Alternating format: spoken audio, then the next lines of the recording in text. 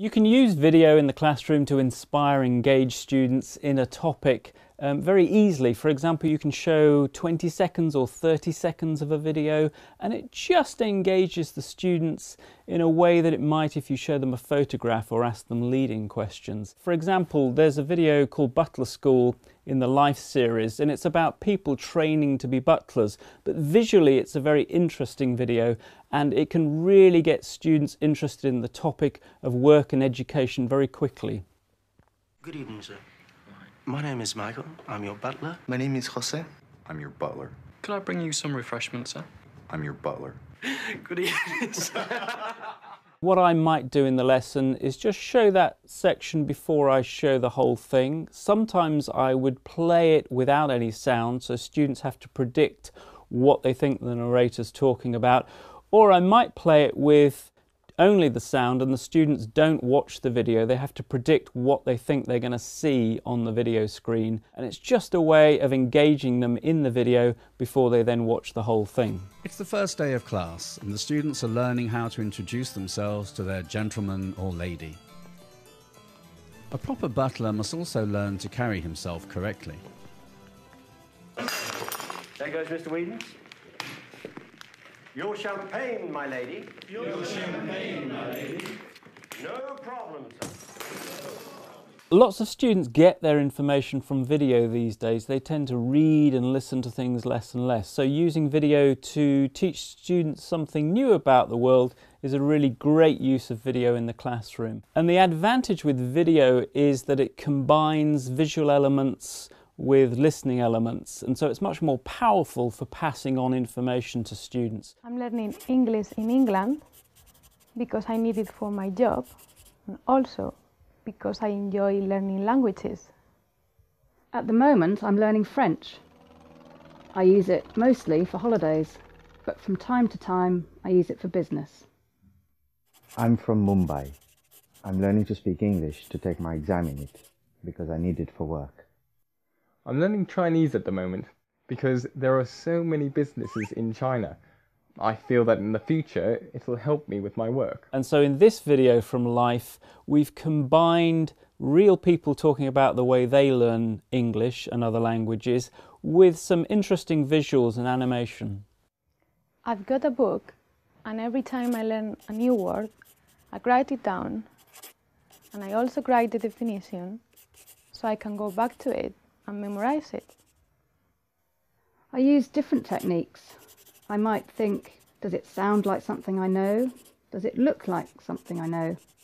For example, un plat is a plate, and I think it's like a plate but without the E. Sometimes I write the meaning of the word or draw a picture of it on a card, and then I carry these cards with me so I can learn them when I'm on the bus on the way to work. Well, when I hear a word, I repeat that word over and over again. So in that video, we introduced the idea to students of different ways of studying and remembering new vocabulary, new aspects of language. And it's also a nice springboard into the whole topic of how do you learn. We can ask students the same questions in the classroom and get ideas back from them. Ultimately, we want students to learn English through using video, and typically we use video to teach new vocabulary and help students with listening skills, but it's also interesting to think about how you can integrate video into a speaking lesson, a reading or a writing lesson, how you can introduce new grammar. In the example you're about to see, this is taken from beginner level Life, and what happens in the video is that you see photographs and there's a lot of recycling of language connected with names, nationalities and feelings. And it's a very good example of how you integrate video very effectively, even at a low level. Hi, my name's Tom Brooks. I'm a photographer. This is my top 10. My favourite National Geographic photos of people and places. Number 1 is a photo by Alex Treadway. The woman is from Nepal, in the Himalayas. She's Nepalese. Photo number 2 is in Asia too. The man is from Mongolia. He's a hunter. This photo is by Charles Meacham. So in that extract, you'll have seen it was a very simple use of video with nice recycling of key vocabulary.